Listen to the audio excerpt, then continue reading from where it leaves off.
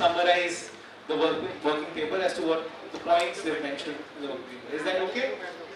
Is that okay with everyone? Alright, so from the ruling side, any two members who would like to please take the seat.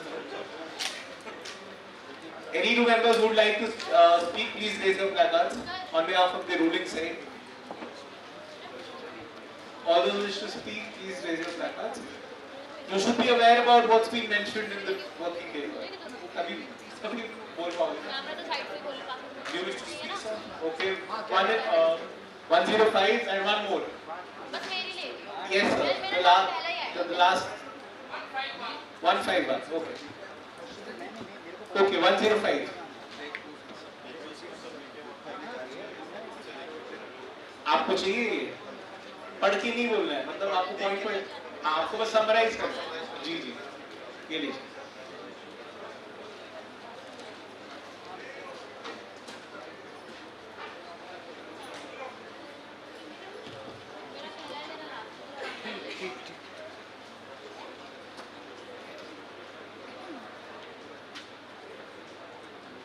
Yes, please. Sir, you can go from there. So from the ruling side, as proposed by us, there are certain things on which we wanted to work over, and that is what we have suggested. The need of the UCC. That was the need as to eradicate the non-essential practice in a very secular way, whereas to remove the derogations towards the marginalized group. Along with that, certain changes were supposed to be implemented not in one go, as the opposition can have certain objections over that, but that, as they have also suggested over the committees, commission and other things, will be doing it in layers and not in one go. Along with that, the rights of the woman and the equality within the society must be implemented, and the UCC format will help in removal of the social barriers like casteism, regionalism and the other factors. And it will also help in national integration. Along with that, the voids which the certain articles within the Indian constitutions are there needs to be filled, and that there the UCC will play a very crucial role. Along with that, it will help in obtain the real purpose of secularism and the other barriers such as the rights which will be given to the irrespective of gender. No religious practices is above the law, that we have always emphasized. Along with that, the issues of bad marriages can be addressed, and the tribal rights can also be addressed along with that. Yes. And as the matters which were of marriage, succession, adoption, divorce, inheritance can be addressed in a very successful manner after the implementation of the UCC, it will help in addressing the issues of discrimination against the very vulnerable groups and harmonizing the diverse culture. And the last factor which is there, that is because it's the global world where we need a framework which will be in accordance with the international laws also. So we are supposed to be in accordance with the UDHR, ESCR, ICCPR and the other. Thank you. Next speaker, we recognize as 151. Yeah. Mike.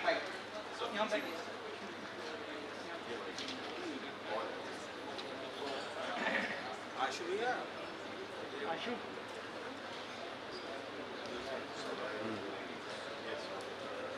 Yes. Yes. Thank you. What all I could understand from the discussion that we had the entire day is that a lot of minds are in favor of UCC. Inclination is towards the UCC, and of course I personally feel that there is a sound reason for it. It's entirely based on a sound reasoning. Reasoning is that there is a section of our society, especially the women in the minority community. They have been deprived of their rights because of certain personal laws, that certain benefits are available to women in other communities, like in Hindu community, I would say.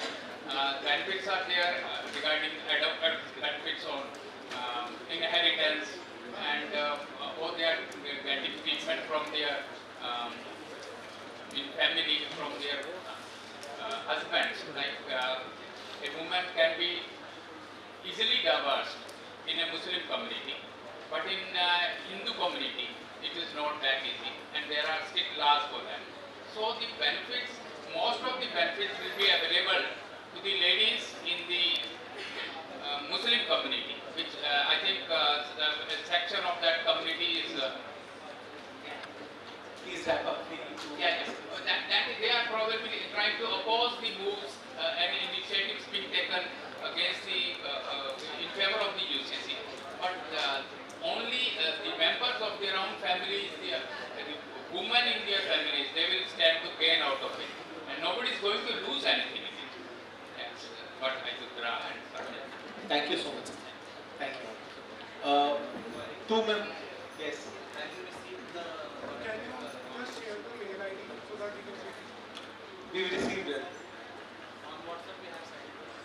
आप कौन सा ये वाला बात कर रहे हैं? कौन सा कर रहे हैं? जो सॉफ्ट कॉपी में भेजे, जहाँ पे आपको बोला था वहाँ भेज देना आपने. WhatsApp group.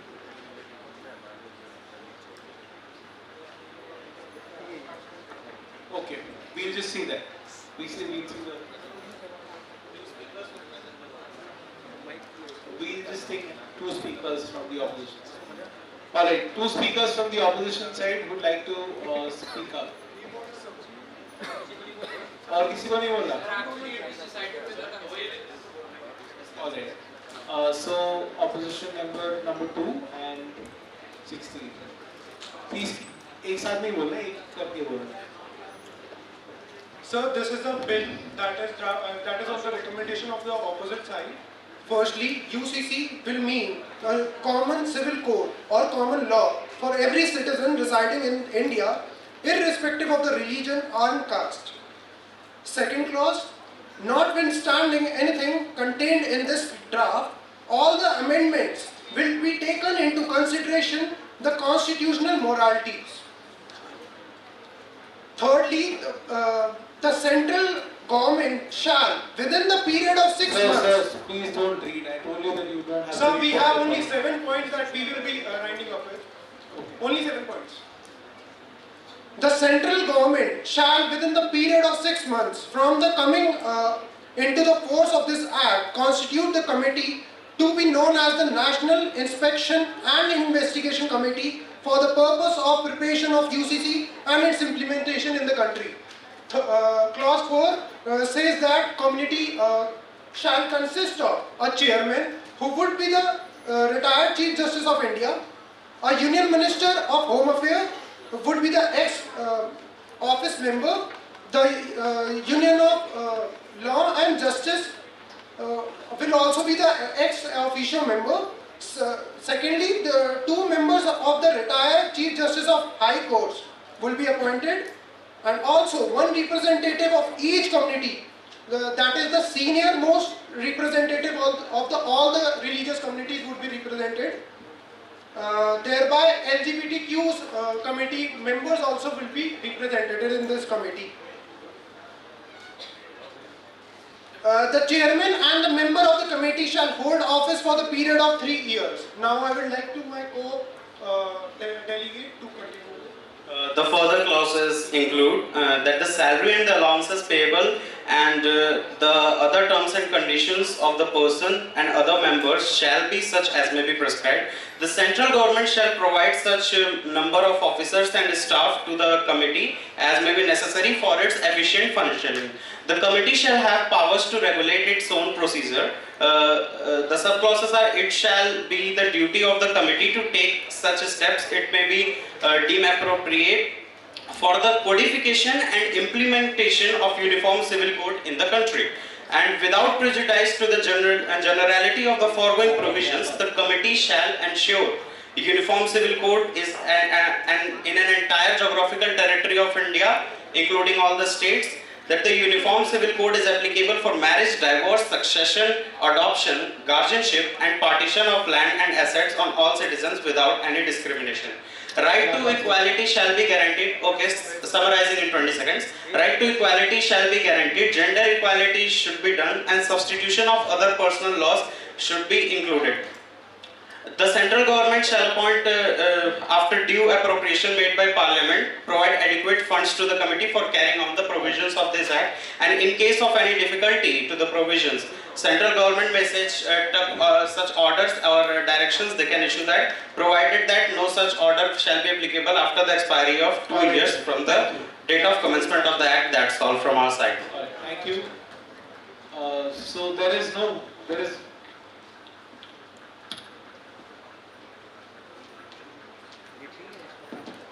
Alright, so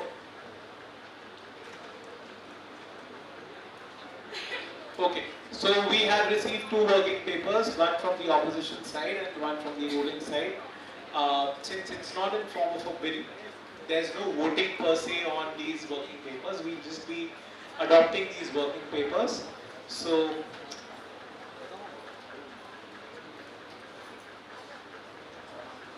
alright. So, by the virtue of the discretion of the executive board, both the working papers have been accepted and adopted by the committee. Alright, and with this, we come to an official end of the discussion at this committee. We're not having a 0 hour because guests are already here. So, congratulations for being part of this committee. There is no voting because it's not a bill or it's not a resolution per se.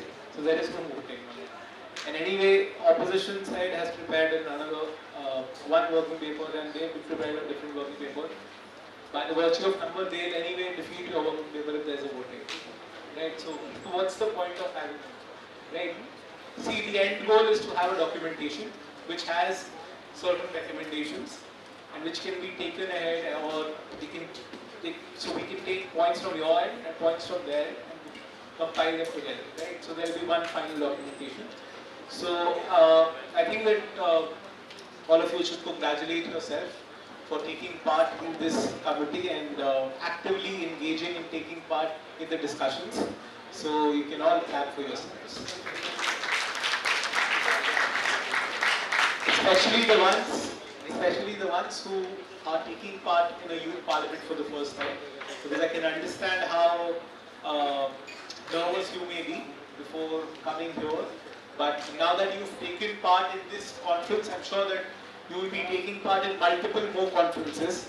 Just do not stop doing debates or NUNs or youth parliaments just because you do not win an award here.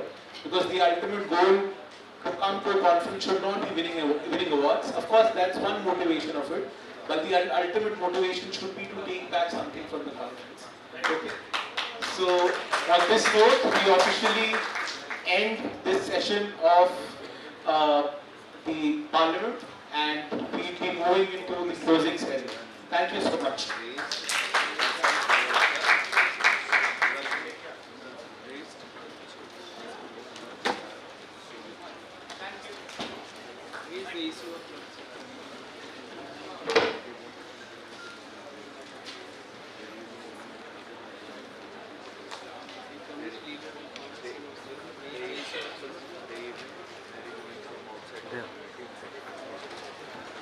I'm banging the lights. Me,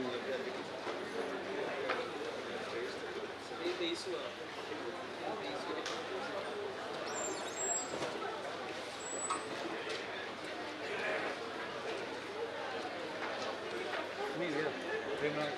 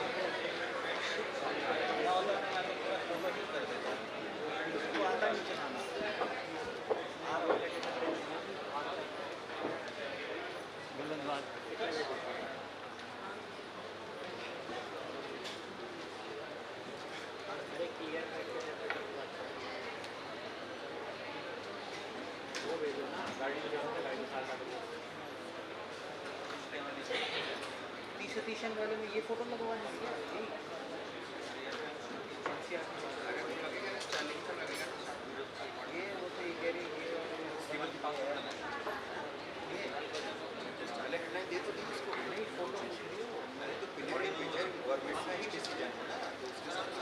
electric वाली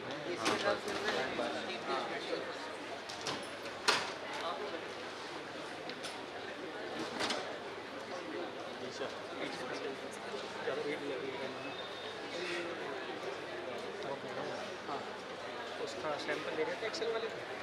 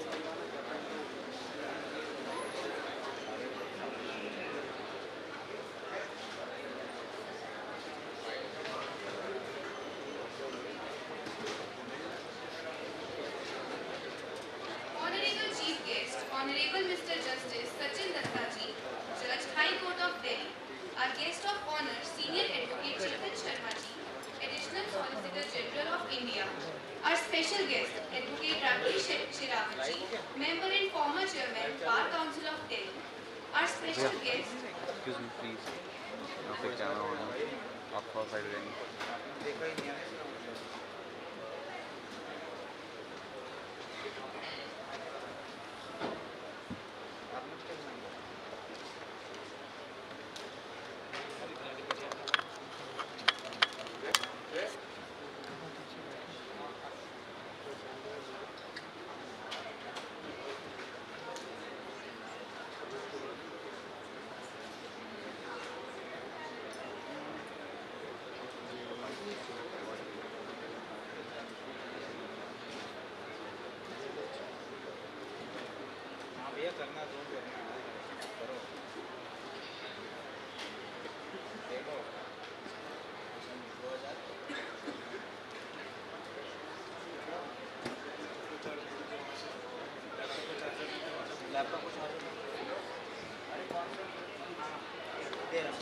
एक minute भाई एक minute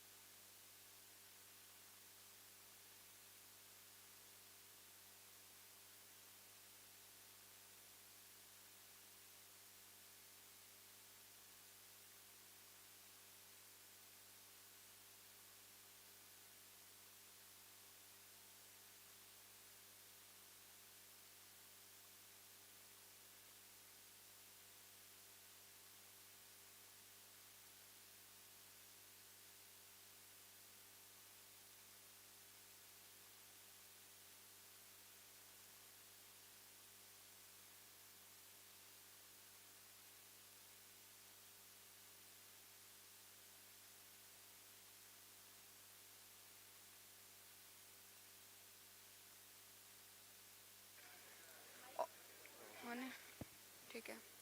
Honorable Chief Guest, Honorable Mr. Justice Sachin Datta ji, Judge, High Court of Delhi. Our guest of honor, Senior Advocate Chetan Sharma ji, Additional Solicitor General of India. Our special guest Professor Dr. Seema Singh ji, Vice President Adhivakta Parishad. Shri Prafull Ketkar ji, Editor Organizer Weekly. Advocate Piyush Gupta ji, Founder Trustee Lawyers for Justice. Advocate K.K. Tyagi ji, Founder Trustee Lawyers for Justice. Advocate Bansuri Swaraj ji, other distinguished guests, media persons and respected participants. A very good morning and warm greetings to one and all present here. I, Simran Kaur, And I, Param Narendra, welcome you all to the valedictory ceremony of the first National Lawyers Parliament Festival 2023, be organizing by Lawyers for Justice in association with Rajdhani Yuva Sansad with immense support from the Organizer Weekly as a knowledge and media partner. our tradition teaches tolerance, and hence we have a duty towards the nation to create awareness and to practice constitutional values. Thus, we at Lawyers for Justice and Rajdhani Yuva Sansad are here to create a platform for citizens to let them exercise their right to free speech and to speak out their views loud and clear. To honor this beautiful nation and its democracy, let us all rise for the national anthem. जनगण मन अधिनायक जय हे भारत भाग्य विधाता पंजाब सिंध गुजरात मराठा द्राविड़ उत्कल बंगा विंध्य हिमाचल यमुना गंगा उच्चल जलधि तरंगा तव शुभ नामे जागे तव शुभ आशीष मांगे गाहे तव जय गाथा जन गण मंगलदायक जय हे भारत भाग्य विधाता जय हे जय हे जय हे जय जय जय जय हे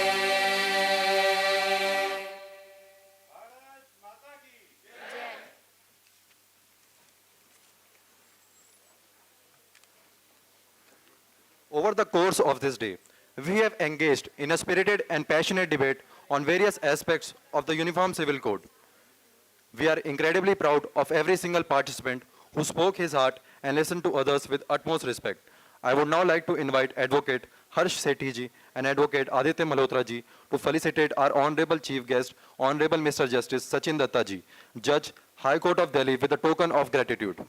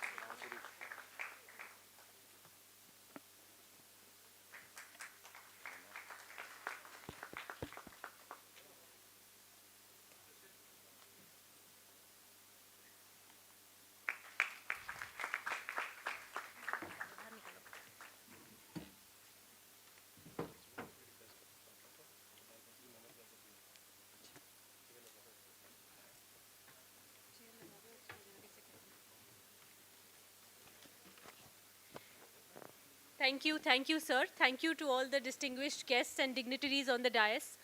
We also have amongst us Shri Anil Kumar Gupta ji, Advocate. I request sir to please join the dignitaries on the dais. Please join us, sir.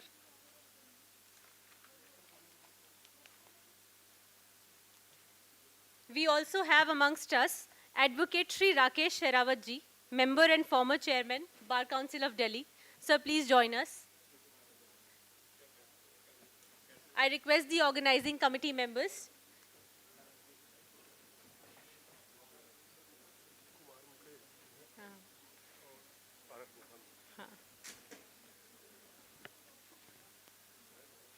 We also have a special guest, Advocate Kumar Mukesh ji amongst us, who is the Honorary Secretary of the Bar Council of Delhi. Sir, please join us.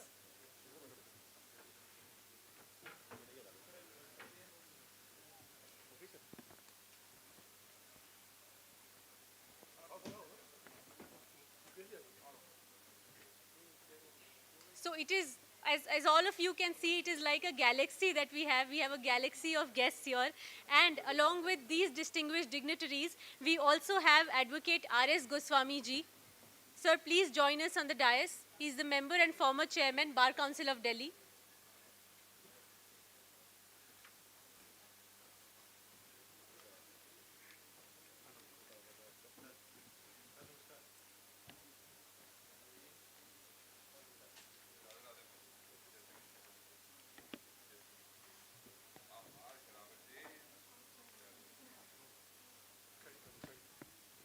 I would like to thank all the guests, all the participants. I would like to congratulate, in fact, all the participants who engaged in spirited debate throughout the day today. I'd like to let the guests know that our agenda for today was Uniform Civil Code Need of the Hour. And the participants have engaged in debates throughout the course of this day. I would now like to request Advocate Piyush Gupta ji and Advocate Ankur Gupta ji to honor our guest of honor, Senior Advocate Chetan Sharma ji, Additional Solicitor General of India, with a token of respect.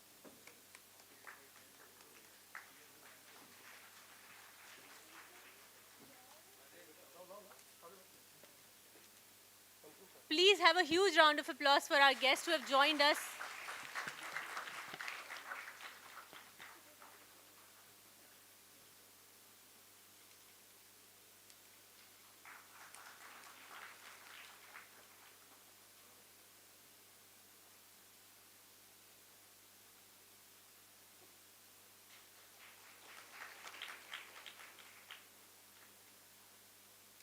Thank you, sir. I would now like to request Advocate Jay Saini ji, co-founder of Rajdhani Yuva Sansad, along with Advocate Hani Jain ji, to honor our special guest, Advocate Rakesh Sherawat ji, member and former chairman, Bar Council of Delhi, with a token of respect and gratitude for joining us today. Can I please hear the claps again?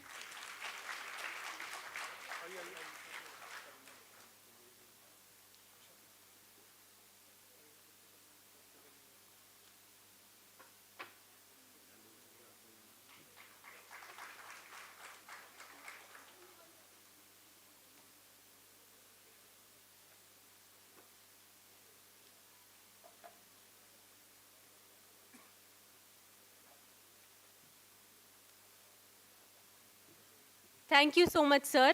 I would again like to present a token of respect to one of our other special guests, who is Professor Dr. Seema Singh ji, Vice President, Adhivakta Parishad. For that, I request Advocate Piyush Gupta ji to again present a token of respect to ma'am. Thank you for joining us, ma'am.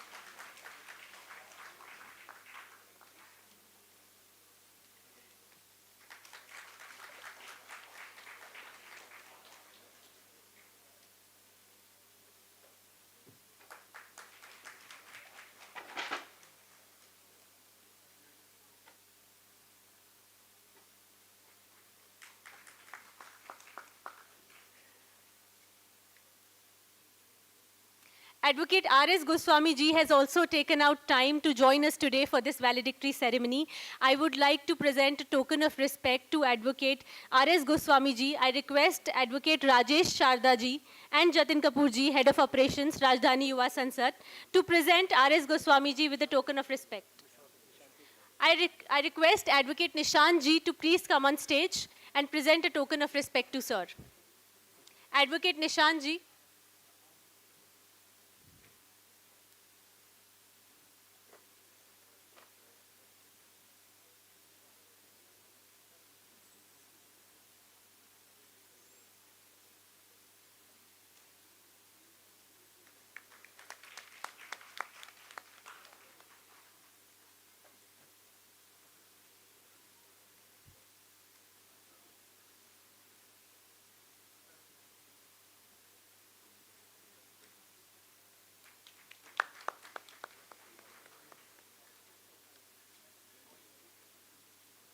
Along with other respected dignitaries, we also have our special guest, Advocate Kumar Mukesh ji amongst us. I would like to request Advocate K.K. Tyagi ji and Advocate Vichitra Veerji, ex-Joint Secretary, Rohini Court, to kindly come on stage and felicitate our special guest, Advocate Kumar Mukeshji, with a token of respect and gratitude. Sir has also been recently appointed as the Honorary Bar Secretary of the Bar Council of Delhi. Can we please have a huge round of applause for all these people who are really working hard for the advocates community?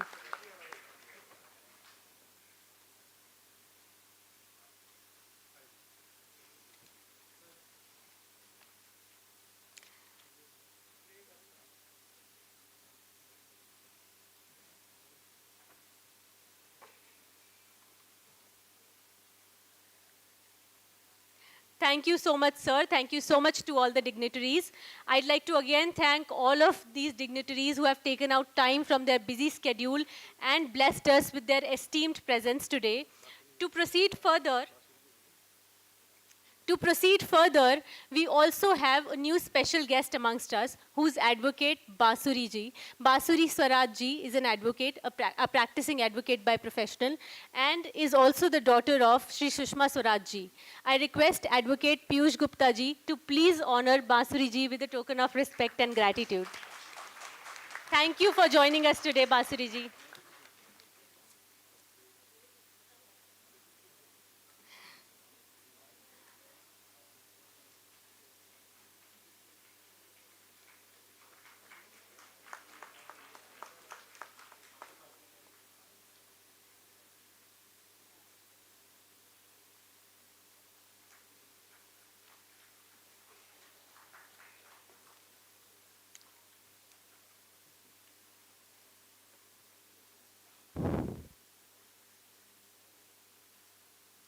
Thank you, ma'am. Thank you, sir. All of our participants know that we had an opening session today. We had an inaugural ceremony. सभी guest जिन्होंने हमें अभी join करा है उन्हें मैं बताना चाहूँगी कि सुबह से हमने जितने भी इश्यूज पर डिबेट की है, जितने भी सब एजेंडाज पर डिबेट की है, सब में हमारे पास कुछ ना कुछ कंक्लूजन निकल के ज़रूर आया है यूनिफॉर्म सिविल कोड से रिलेटेड. देयरफॉर मैं एक रिपोर्ट पढ़ना चाहूँगी which has been prepared by a rapporteur Mrs Shruti Sharma ji. I'd like to thank Mrs. Shruti Sharma ji for preparing this report for the event. Can we please have a huge round of applause for Mrs. Shruti Sharma ji, who's also our executive board member. I'd like to read the report. If we desire respect for the law, we must first make the law respectable. And that is what our agenda for today was about. The first ever National Lawyers Parliament 2023 was organized by Lawyers for Justice in association with the Rajdhani Yuva Sansad, with immense support from Organiser Weekly as our media and knowledge partner. The conference of today aimed at engaging and motivating constructive deliberations on the intricacies of the Uniform Civil Code in order to present a positive case for its enactment as well as its implementation. The conference was initiated by lighting the traditional lamp, as per our Indian culture, to seek the blessings of the Almighty for the successful culmination of the event. We then welcomed our chief guest for the inaugural ceremony, Shri Manoj Tiwari ji, and the felicitation of all distinguished guests was done by the dignitaries on the dais. Thereafter, Piyush Gupta ji delivered introductory remarks for the day. With that, our heated discussions for the day started. This was followed by interesting and thought-provoking rounds of discussions, speeches and deliberations on the agenda, introduction to the Uniform Civil Code in India, need of the hour. Participants at large spoke about infringement of the rights of tribals and forest communities. According to them, UCC could lead to the eroding of the identity of the tribals and minorities, which was a major issue that came to us today. Further, those against the implementation of the Uniform Civil Code also pointed out that somewhere the implementation of the Uniform Civil Code will interfere with the religion of the minorities and thereby infringe their fundamental rights. These were some of the prominent views that came from the opposition side. Equally vocal were the participants who spoke in favor of the Uniform Civil Code. According to them, like Universal Criminal Code for all Indians, there should also be a Uniform Civil Code for all personal laws. The Hindu laws were not drawn from the Dharma Shastras or Dharma Sutras, they said. And therefore, it should equally apply to all the laws, all the religions. Country needs discipline, and the civil laws should be same for all the citizens, our participants said. ये सब पूरी report पढ़ देने के बाद में मुझे अटल जी की कही हुई एक बात याद आ रही है. अटल जी ने बोला था, सरकारें आएंगी जाएंगी, पार्टियां आएंगी जाएंगी, पार्टियां बनेंगी बिगड़ेंगी, मगर ये देश रहना चाहिए, इस देश का लोकतंत्र रहना चाहिए. और बस कुछ इसी तरह का संदेश है जो हम इस कार्यक्रम के थ्रू आप सबको देना चाहते थे, इस कॉन्फ्रेंस के थ्रू हम आप सबको देना चाहते थे. I hope we are successful in what we aimed at doing. If we are not successful, I hope we'll be successful in the upcoming events. Thank you so much. I request our MCs to please come back.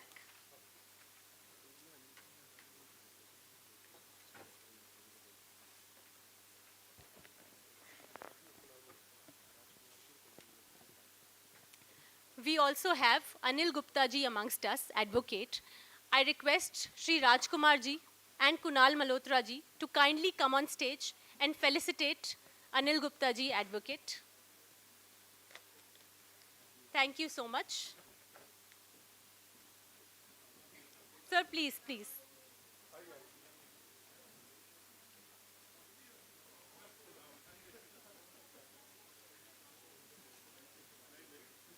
I request you all to again put a huge round of applause for all our dignitaries that are present here.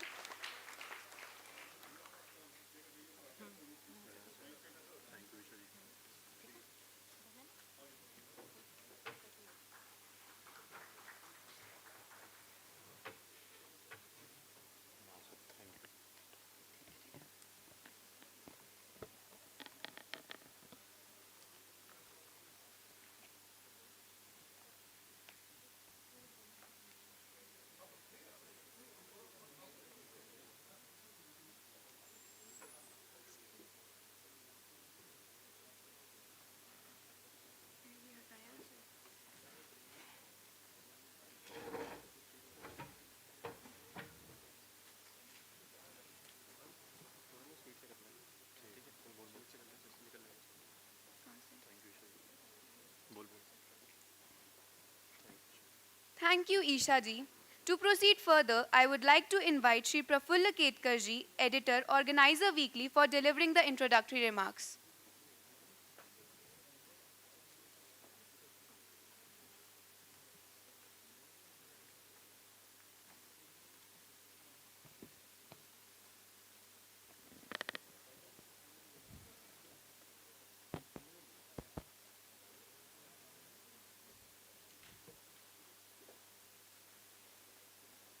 Honorable Justice Sachin Datta ji, advocates on the dais and off the dais. I am the only exception here on the panel who is coming from media background.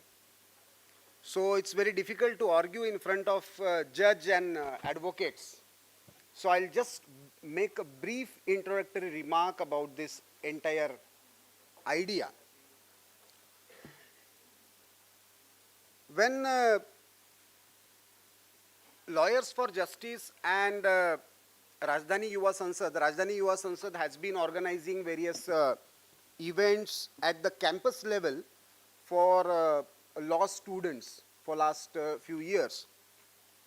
When they came up with this idea, I thought we should take it to the next level, and instead of keeping it just at the campus level, we need to bring up the debating culture, the discussion culture of real issues among the youth at the national level.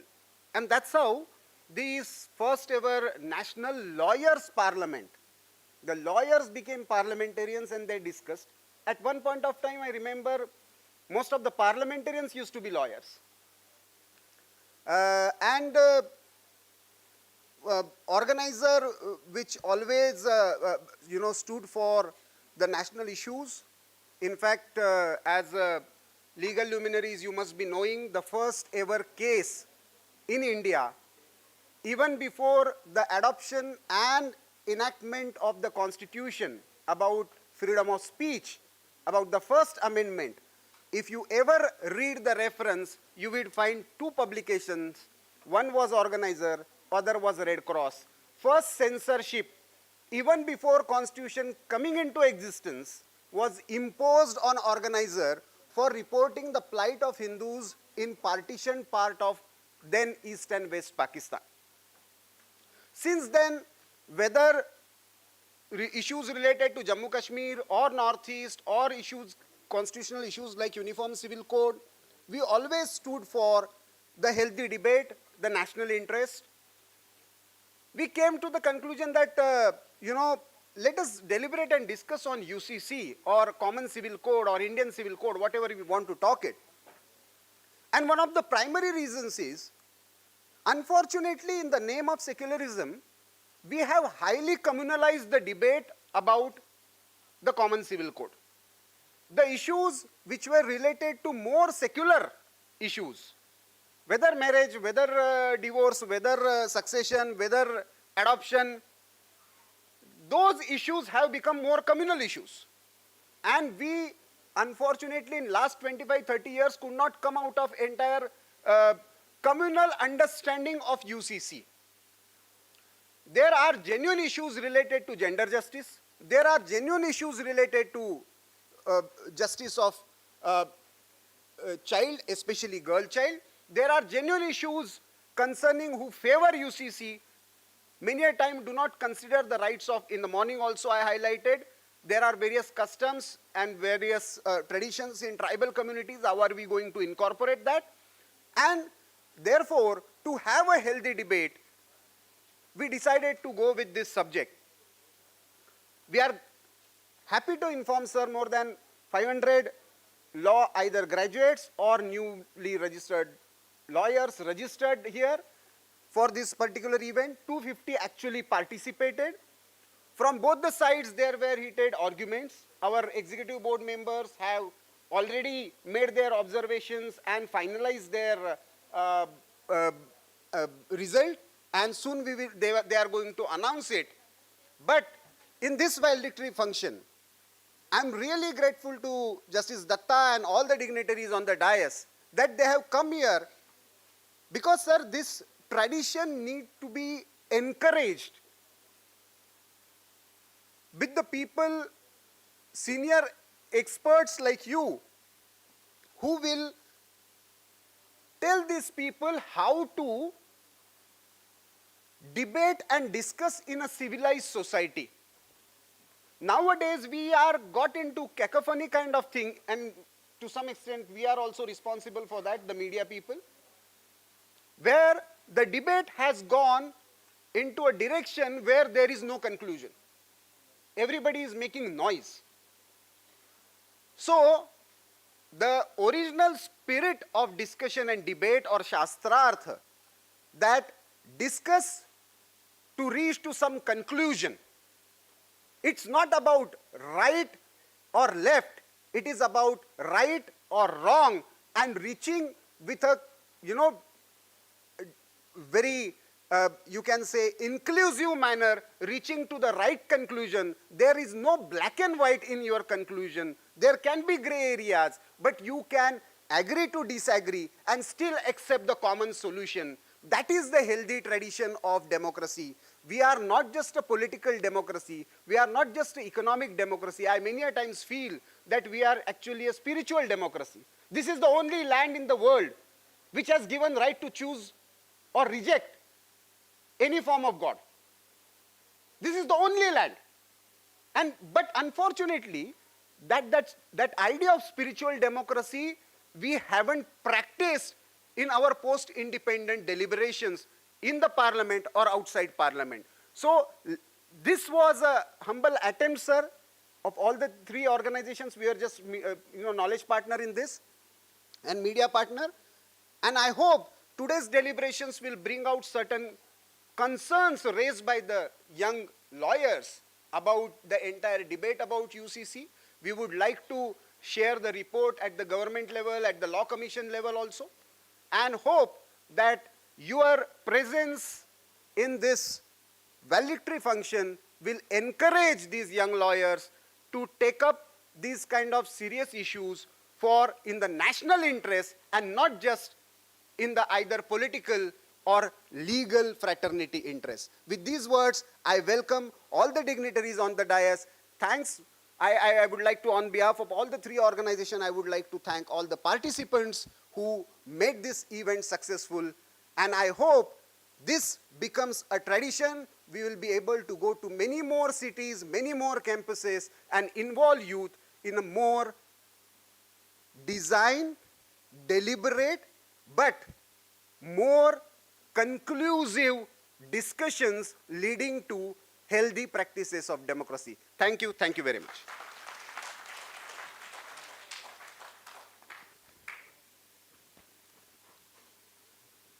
Thank you for your kind words, Prafullaji. I would now like to take this moment to invite our special guest, Professor Dr. Seema Singh Ji, Vice President, Adhivakta Parishad, to speak a few words.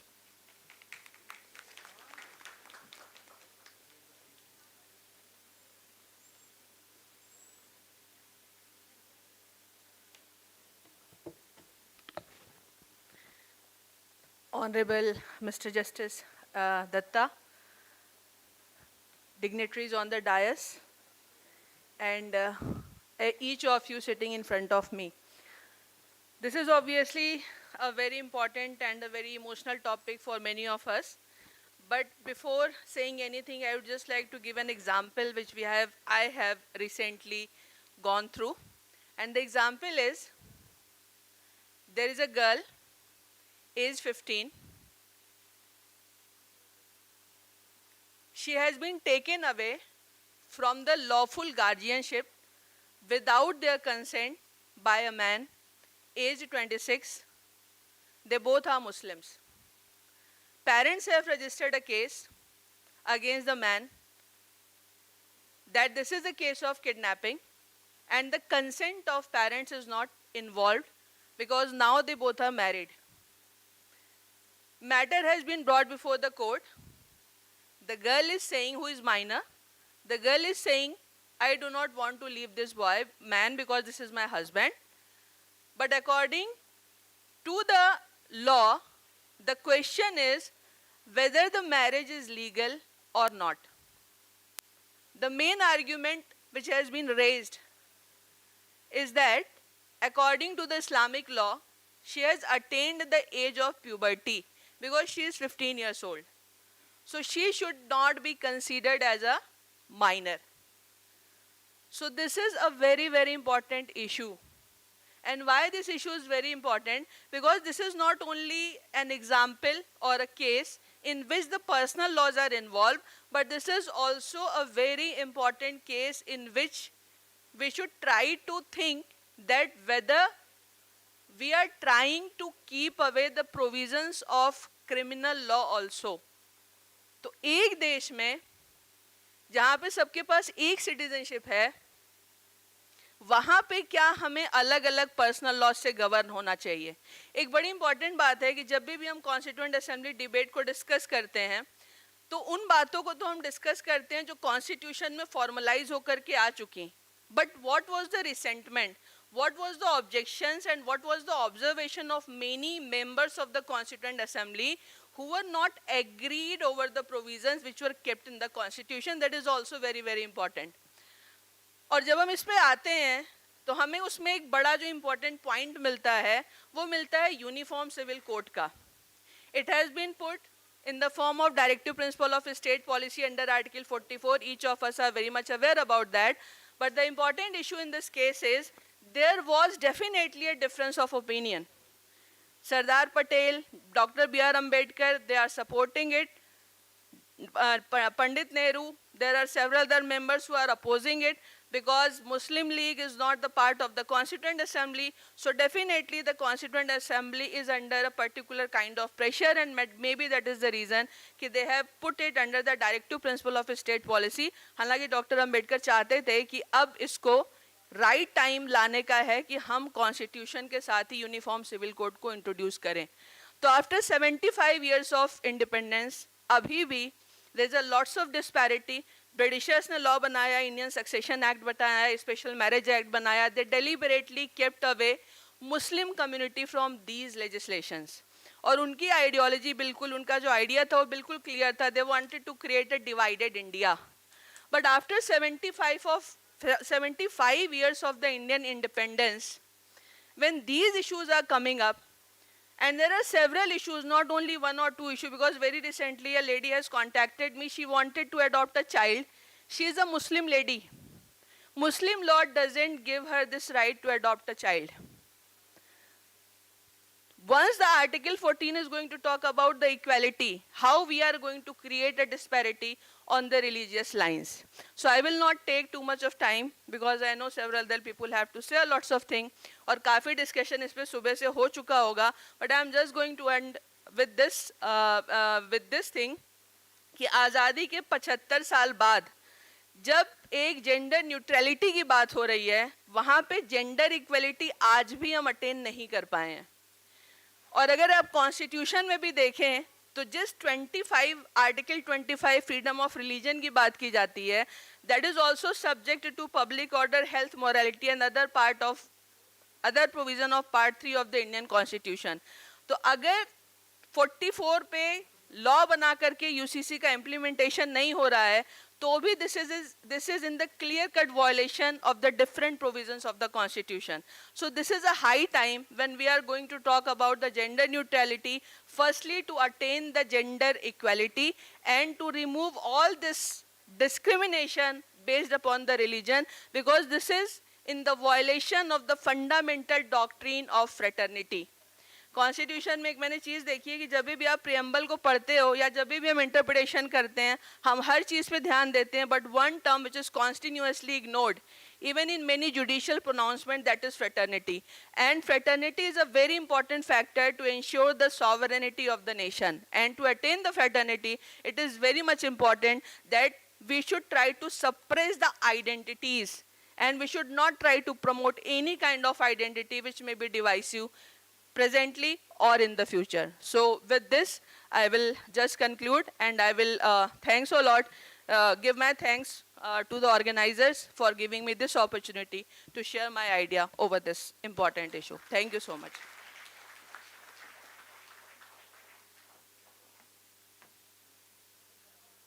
Thank you, ma'am. Thank you for your address. I would now like to invite Advocate R.S. Goswami ji to speak a few words.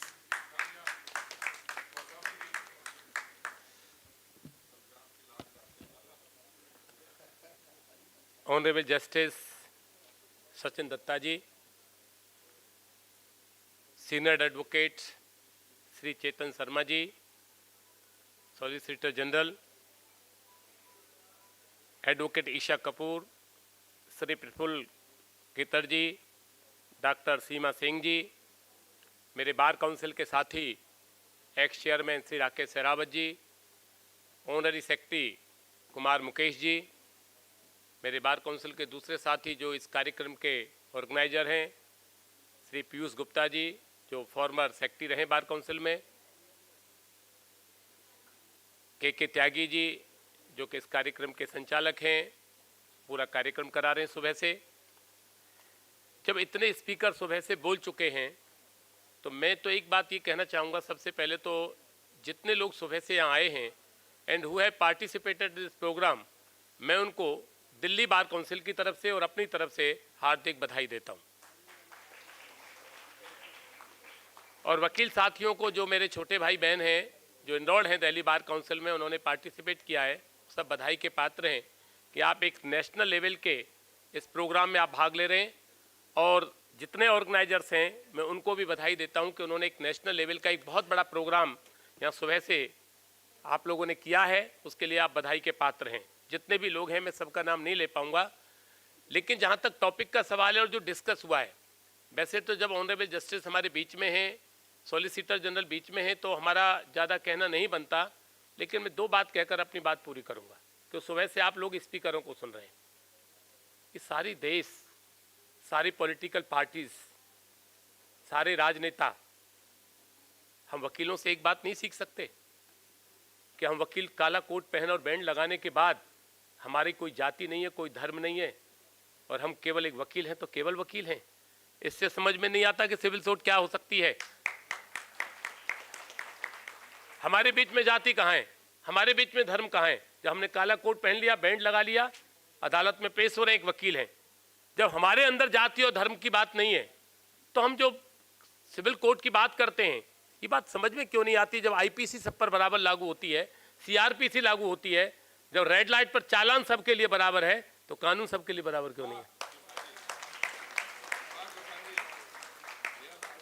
IPC सबके लिए बराबर है, चोरी का मुकदमा सब पे बराबर दर्ज होगा, लेकिन शादी अपने धर्म के हिसाब से बिल्कुल करिए। हर आदमी को हर अपने धर्म के हिसाब से शादी करने का अधिकार है, लेकिन एक तो ऐसा तो नहीं कि एक धर्म में आज शादी करो, 3 दिन बाद आप डाइवोर्स ले लो, बड़ा ईजी है, और एक दूसरे धर्म में आप 10-10 साल निकल जाते हैं, सुप्रीम कोर्ट से जजमेंट आते हैं। एक जजमेंट अभी 4 दिन पहले आया तलाक पर, तो कम से कम 100 क्लाइंटों ने मुझे मैसेज करा है, गोस्वामी जी अब तो बड़ा ईजी हो गया। मैंने कि क्या हो गया? बोले जी तलाक हो गया। कहाँ हो गया तलाक? बोले जी सुप्रीम कोर्ट ने कराया। ये जजमेंट हैं, ये हर केस पर अलग अलग लागू होते हैं, ये कोई यूनिफॉर्म नहीं है, सबके लिए बराबर नहीं है। हम तो केवल इतनी सी बात कहकर अपनी बात पूरी करेंगे। I am dealing in practice में, मैट्रिमोनियल में काम करता हूं। हम देखते हैं किन हालातों के साथ एक एक मैटर नीचे से चलने के बाद हाई कोर्ट में पहुंच गया, 10 साल वहां लग गया, हाई कोर्ट के बाद सुप्रीम कोर्ट चला गया। तो ऐसा डिफरेंशिएट क्यों? जब आईपीसी में सजा बराबर है हर एक को, तो एक ही तो रह गई सिविल कोर्ट के लिए, जहां हमारी सुविधाएं, शादी अपनी मर्जी से करिए, दक्षिण में दक्षिण की तरीके से, जिनकी कास्ट है, जिस तरीके का धर्म है, अपनी तरीके से करिए, लेकिन उसका जो जजमेंट हो, उसका जो तोड़ने का ढंग हो, उसको चलाने का ढंग हो, उसका जो प्रोसीजर हो, वो तो एक हो। एक देश में रहते हैं।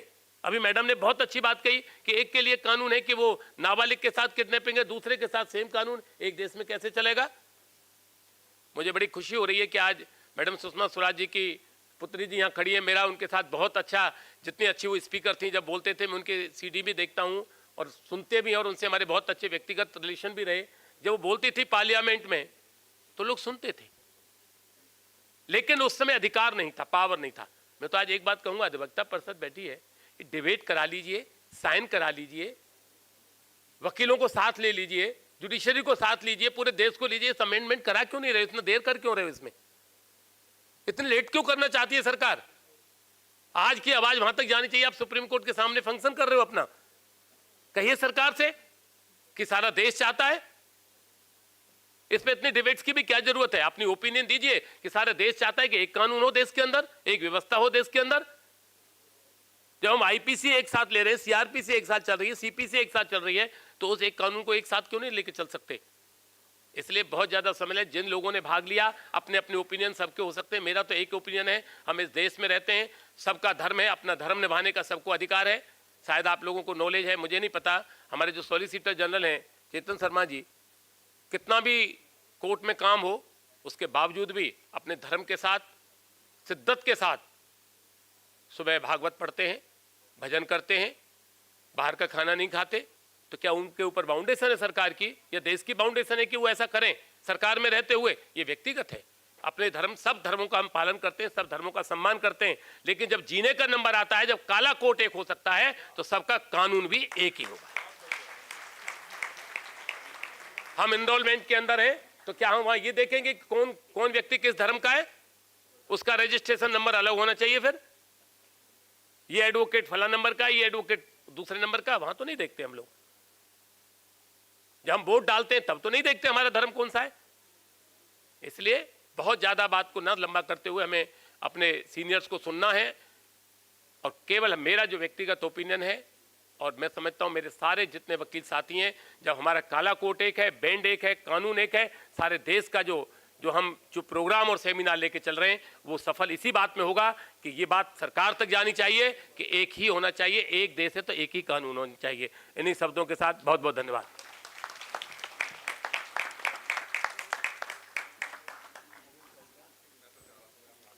Thank you so much, sir.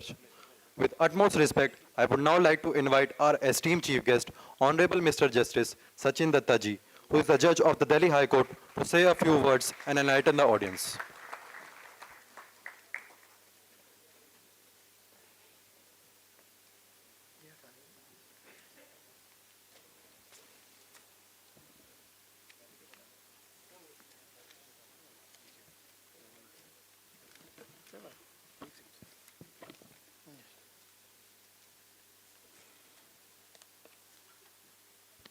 Thank you so much for having me here. Sri Chetan Sharma ji, Learned Additional Solicitor General. Sri Rakesh Rawat ji, Professor Dr. Seema Singh, R.S. Goswami ji, Kumar Mahesh ji, Praful Ketkar ji, Bansari ji, all distinguished friends, young participants. At the outset, I would like to commend the organization for organizing such a function. I believe it has been highly successful, large number of participants from all over the country. The level of debating has been very high. Their views have been expressed freely. The kind of arguments or the reasoning that has been advanced by the participants are unique and novel. And I think it calls for congratulations to the organization. I hope the organization continues with these efforts. Not only with regard to the issue at hand, but with regard to all constitutional issues, the debate must be ongoing. For no society, no culture is static. Things change, societies evolve, requirements evolve. The laws cannot be stagnant. Even the constitution cannot be stagnant. Constitution is a living document. And our experience over the last 75 years so, that things which were unacceptable a few years ago become the norm in a few years. So things are ever changing. And the issue at hand, and also a large number of other issues, which involve the interplay of Part 3 and Part 4 of our Constitution, have been at the center of constitutional debate and examination by all courts, including the apex court of the country.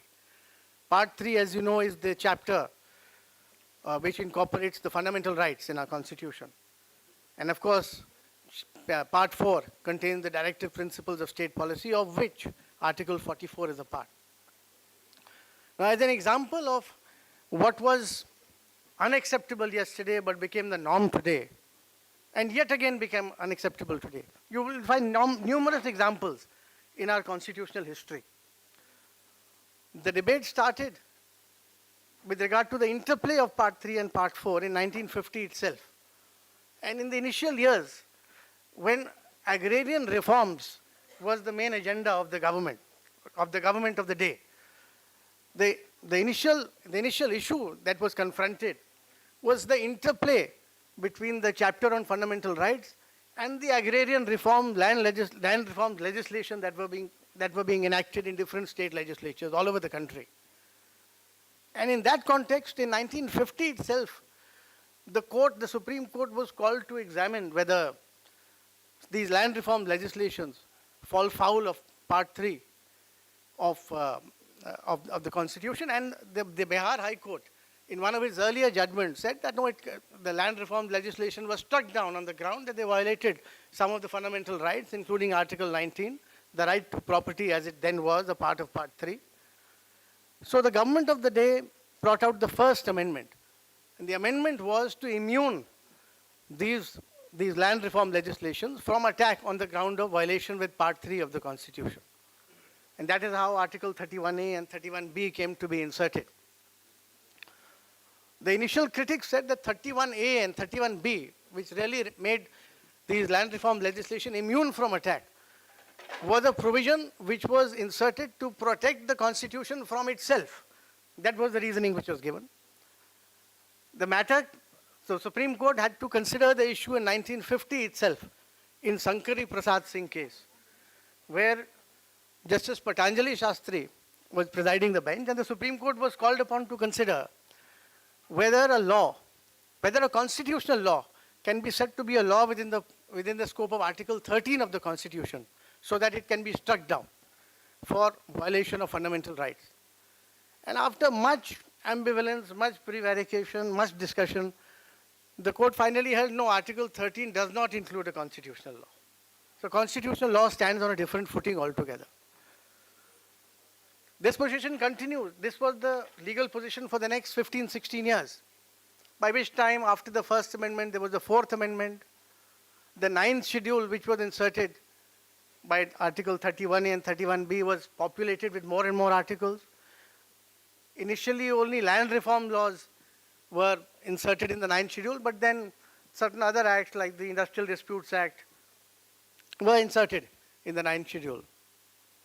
So in 1966, in Sajjan Singh case, there was another challenge mounted to the constitutional validity of all these constitutional amendments, where the Supreme Court considered another novel argument, which was that, look, you are rendering an enactment immune from judicial review, immune from challenge.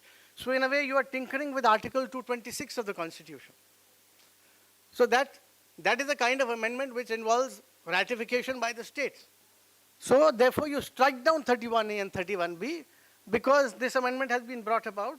All these constitutional amendments are without ratification by the respective states. The Supreme Court promptly rejected the argument. Justice Hidayatullah and Justice Mudholkar were in that bench. But in that matter, the view which has been prevalent since 1950 for a good 16 years, that law does not include, that the law in Article 13 does not include constitutional law, was doubted. So Shankari Prasad was doubted in Sajjan Singh, and the matter was referred to 11 judges. And that was the case of Golaknath. In Golaknath, the Supreme Court said that, well, law includes constitutional law. And therefore, out goes all the constitutional amendments. But the Supreme Court invoked something which is not mentioned in our Constitution, which is the doctrine of prospective overruling, to uphold the constitutional amendment that had happened so far. So the two notable things are, first, the view that was prevalent since 1950, and it was accepted as the norm, followed by all courts over the country. Well, in 1966, that view was changed in the Golaknath case. So what is, and there are numerous other examples, that what is accepted as the norm today, what has been continuing, what is difficult to accept today, may be easy to accept in the future. That is one. Yes. The second aspect, of course, on an aside, that in the Sajjan Singh, in the Golaknath case, Justice Mudholkar was the person who spoke of the basic structure doctrine. In fact, he used the word basic structure for the first time. And of course, it became popular in Keshwananda's case later on. But the first person who really articulated the phrase and expressed the implication of it was Justice Mudholkar. This is something for which perhaps history has not given him credit for. Well, so again, the change of views, what is prevalent today may be unseated tomorrow. So the position in the Golaknath judgment prevailed for the next 3-4 years. And that was, if you remember, well, most of you are too young to know. I'm sure some of the members on the dais will know that was a very tumultuous period in our history. And I would encourage youngsters to read about those days. But what happened between 1967 and the mid-70s was that there were 3 constitutional amendments. There was the 24th Amendment, which was enacted to do away with the Golaknath judgment. That law includes constitutional law. So that Parliament will have the right to amend any part of the Constitution. There was a very interesting amendment, which is the 25th Amendment, which inserted 31C, which is relevant for the purpose of the debate that the young lawyers have been doing. 31C provided that any law which is enacted for enforcement of directive principles, 39B and C, that 31C was confined to 39B and C, that any law which is enacted for enforcement of directive principles will not be attacked on the ground of violation of Article 14, 19, and 21. And the second part of 39C said that courts will not have the power to carry out any judicial review. So that has a bearing. So for the first time, there was an amendment which gives primacy, which sort of gives primacy to directive principles. And of course, we all know that the 24th and 25th Amendment came to be challenged in the Keshwananda case. Interestingly, well, the popular takeaway of the Keshwananda case is that the Supreme Court held that the basic structure doctrine, of course, we all know about it, you can't amend the basic structure, it's beyond the amending power. But as far as 31C is concerned,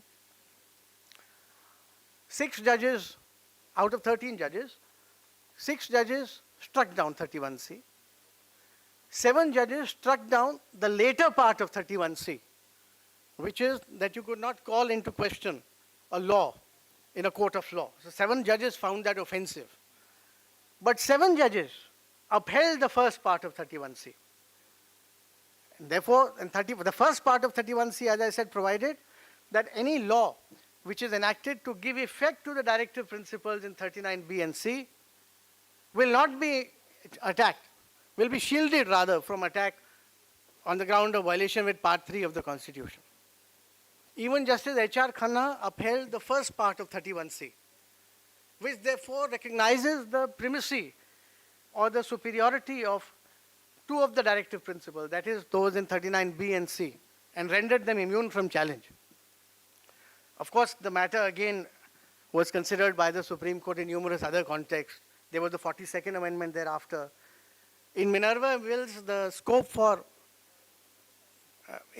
giving shield to a particular law on the ground of violation of Part 3 was rather narrowed. Something which had been open in Keshwananda Bharati was really narrowed on the basis of the basic structure doctrine. The basic structure doctrine was itself applied later on in the case of Indira Gandhi, where Article 329A of the Constitution was challenged on the ground of being violative of the basic structure and rightly struck down. The constitutional debate has gone on. There have been numerous judgments thereafter. The Minerva Mills case, Vaman Rao, Bhim Singh Ji, there is the Coelho judgment of 2009. And all these shows that, as some of the speakers have emphasized, that the last word is yet to be heard on which way the constitutional principles are to be determined. The determination of constitutional principles, the interplay of Part 3, Part 4, to what extent Part 4 is mandatory, to what extent it is obligatory on the state to give effect to Part 4, I think the last word is yet to be heard on this subject. That is why it is very important for such kind of debates to happen. The speakers have rightly emphasized that there's a need for an open discussion. There has to be a free and frank expression of views. And I'm happy to note that there has been a free and frank expression of views on both sides of the divide in this forum. I would encourage, I would again, once again, commend the organization for taking this initiative. I hope this initiative is taken to different parts of the country. It becomes a regular feature. And young lawyers are not only encouraged to participate, but also to do greater research in constitutional aspect, in the constitutional aspects of the issues which are involved. So with this, I would close my address. Once again, my congratulations to all the participants and my best wishes to all the participants. All the participants who have participated are worthy of praise irrespective of whether they have been selected or not for the purpose of giving them an award. It is important that they should be encouraged to continue with the participation. Thank you very much.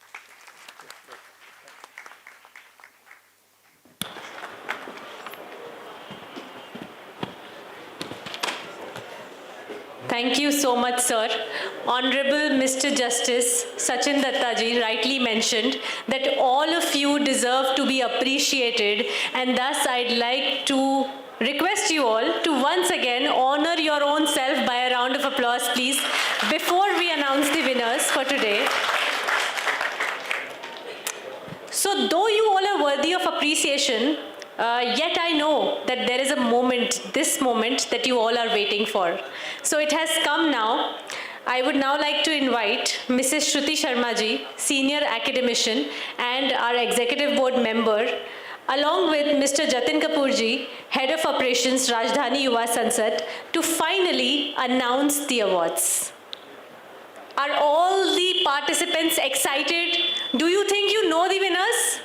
Anybody who thinks who knows the winners? Or winners will be from the ruling or the opposition side? Opposition. So although opposition members are less in number, but there is high enthusiasm amongst them. Let's see who the winners are. I have this sheet. I hand over this to Mr. Shruti Sharma now.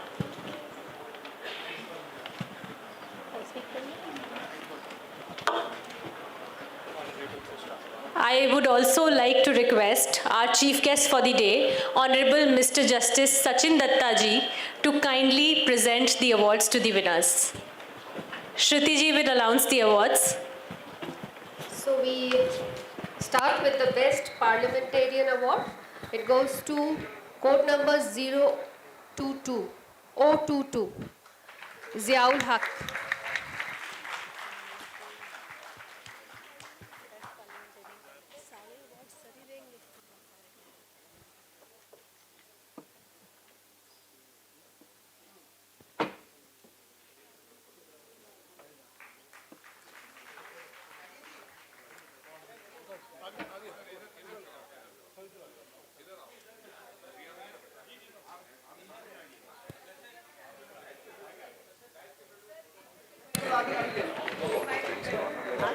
सबको यही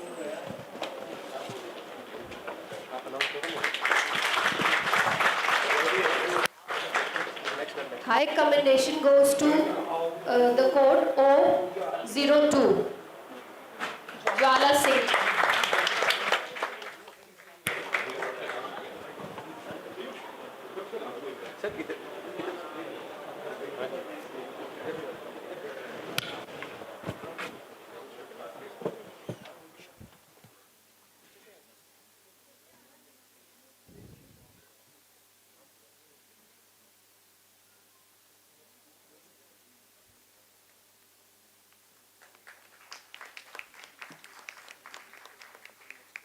I'll call out the names for the special mention. Divya Anand, Raghunath Jha, Pankaj Vashisht, Aditya Pratap Singh and Surya Pratap Singh.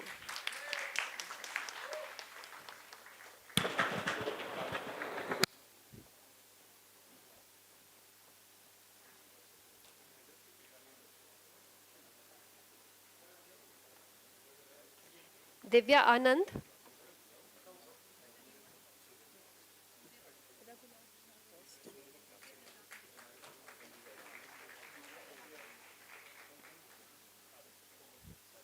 Surya Pratap Singh,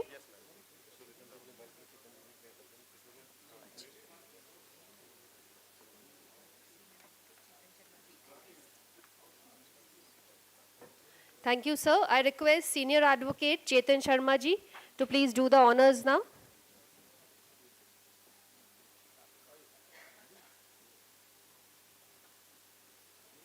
Surya Pratap Singh.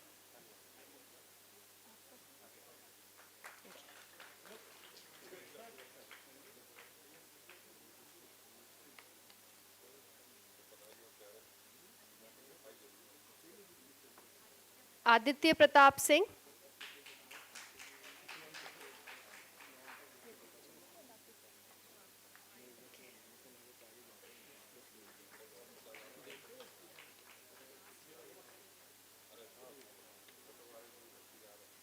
The other winners have already left, so we come to the honorable mention. Avika Singh, C.S. Badyal, Imtiaz Ahmed, Nancy Kapoor, and Devankar Gupta.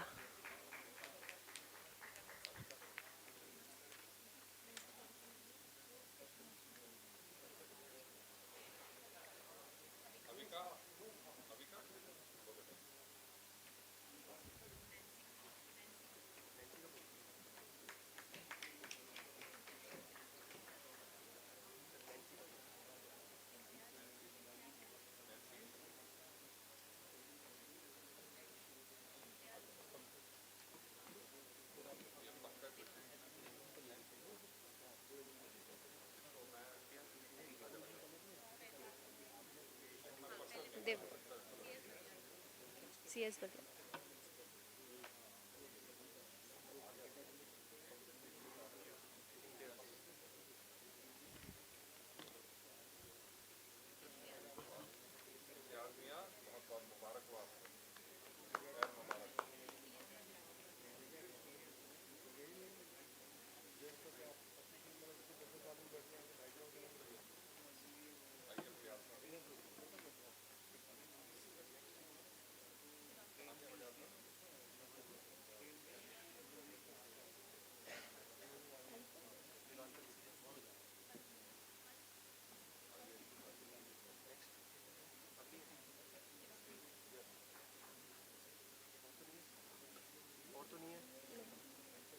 Thank you, sir.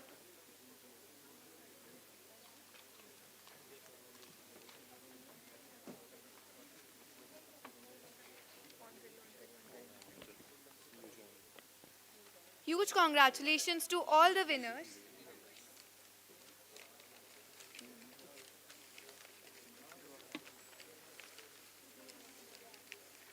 I would now like to request Advocate Piyush Gupta ji and Advocate KK Tyagi ji to felicitate the Executive Board members with a token of appreciation.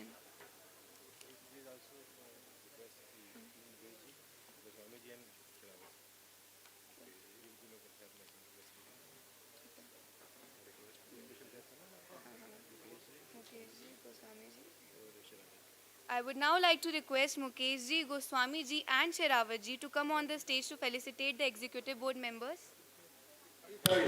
I request Executive Board members being named to kindly come on stage and receive the honor.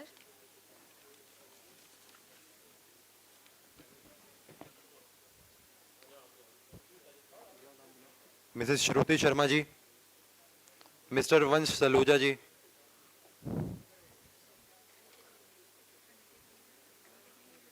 Mr. Gaurav Sharma,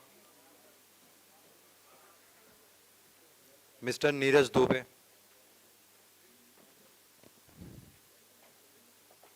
Mr. Arnav Gulati,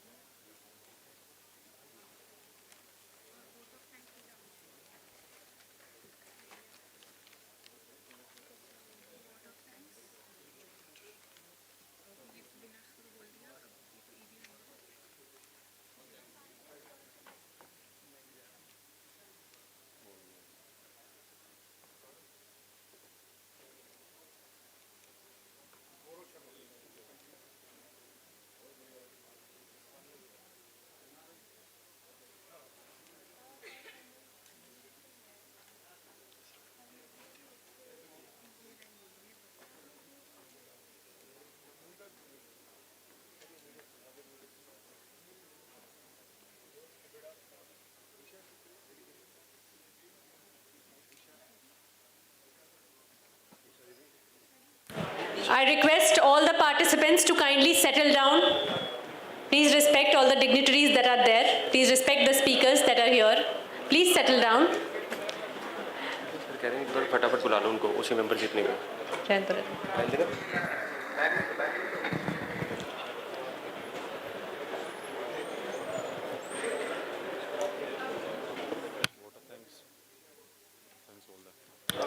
I now request Advocate Piyush Gupta ji to deliver the final vote of thanks.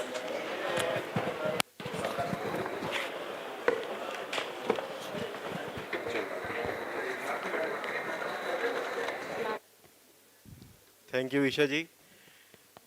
सबसे पहले मैं मेरे प्रेरणा स्रोत मेरे पिताजी श्री अनिल कुमार गुप्ता जी मंच पर आसीन, साथ में हमारे आज के चीफ गेस्ट मुख्य अतिथि ऑनरेबल जस्टिस सचिन दत्ता जी, श्री हमारे वरिष्ठ अधिवक्ता and ASG of Delhi high court Shri Chetan Sharma ji, मेरे बार काउंसिल के बड़े भाई Shri R S. Goswami ji, former chairman bar council, Sherawat ji, former chairman bar council and member sitting member, Shri Mukesh ji, honorary secretary bar council of Delhi, मेरी बड़ी बहनें सीमा जी, बासुरी जी, हमारे और media partner Shri Praful Ketkar ji, chief editor of the Organiser weekly.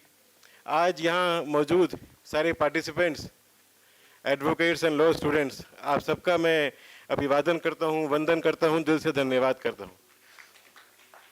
मैं अब मुझे वोट ऑफ थैंक्स के लिए कहा गया है, तो धन्यवाद के साथ साथ मैं यही आप सबसे एक अपील करना चाहूँगा इस मंच के माध्यम से कि जो आज पूरे दिन का हमने डिस्कशन करा, बड़ा अच्छा लगा, कुछ हीटेड आर्गूमेंट्स भी हुए, नरम गरम हर तरह की बातें हुई और बहुत कुछ निकल के आया कि किस तरीके से अगर ये हमारा जो जिस विषय पे हम आज चर्चा कर रहे थे यूनिफॉर्म सिविल कोड, इसका प्रतिरूप क्या होना चाहिए और किस तरह से इसको लेके आना चाहिए। इसकी कई जो हमारी हिस्ट्री की कई जो परेशानियां देश ने भुगती, चाहे वो आज़ादी से पहले का पीरियड हो या उसके बाद का। सुबह हमारे आए हुए स्पीकर्स श्रीमती मोनिका अरोड़ा जी, अश्वनी उपाध्याय जी, हमारे प्रफुल्ल केटकर जी, इन्होंने बहुत डीप में आप सबके बीच रखी। तो मुझे लगता है कि जैसे कि आज के डेट में हमारा G20 का मोटो है one earth one family and one future, वैसे ही आज का हमारा मोटो है one nation and one law.